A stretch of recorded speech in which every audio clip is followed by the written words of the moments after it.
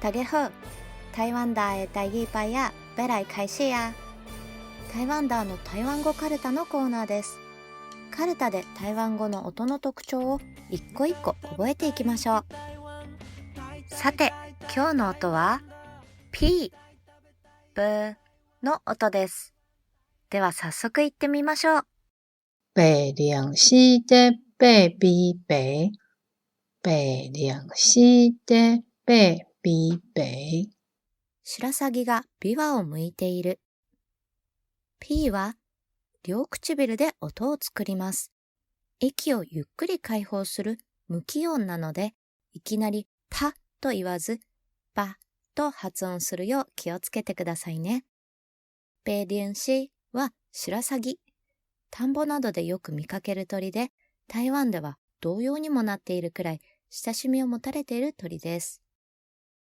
北はみかんなどの皮を手で剥くという動詞。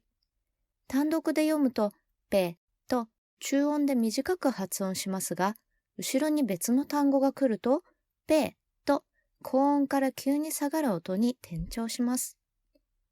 ピーペーは果物のビワ。台湾でもよく食べられていますよ。P を使った単語は他にもたくさんあります。バワー、おまんじゅう。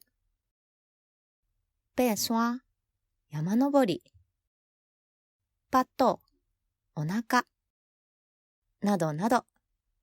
ではもう一度 P のカルタを読んでみましょう。北涼西的北比北。北涼西的北比北。